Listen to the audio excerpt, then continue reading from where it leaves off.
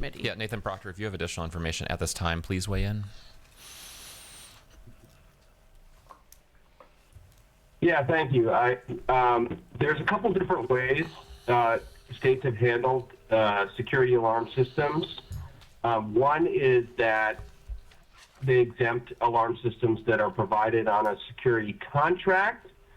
So that there's kind of a range of things, and because this is for targeting products that are sold at a retail price, that would exclude most of the systems that are, kind of more bespoke, like fire alarm systems in a large building.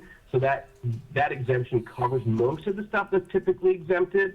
You could specifically exempt more kinds of equipment, but I do think that the approach that SB 111 and this new CS is taking is just to affirmatively say, listen, this is stuff that's available for retail sale. So this is stuff that you could get at a Best Buy or from Amazon, and typically that stuff is, not, going to be nearly as sensitive in its, deployment.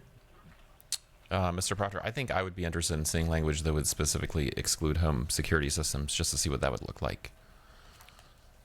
I'm happy to share some typical exemptions from other states with the committee. Okay, thank you. And thank you. Well, actually, Representative Sadler has another question. Thank you. It still remains to have clarity on this point. Do I understand from the sponsor staff that the bill no longer covers any digital equipment that is used for commercial purposes? Through the chair, Representative Sadler, that is correct. Like Nathan Proctor said, if it's something to do with a contract, that is prohibited in this bill. So. Okay, and to that point on page 5, line 18, it talks about contract between businesses, so B2B, or between business and government. What about between a business and an individual?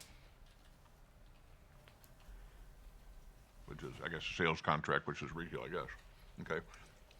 And then my second question is still, you mentioned dealerships, but I don't see any reference to dealerships. So I wonder what exactly you meant when you used the word dealership, unless you're just referring generally to vehicles, a Honda dealership, a Chevy dealership. Is that what you meant? Yeah, through the chair to Representative Sadler, that's correct. I was just trying to clarify that if it is bought from a dealership rather than a retail store, it is excluded from this bill as a right to repair. Thank you, Madam Chair, or Mr. Chairman. Okay, please proceed. Thank you.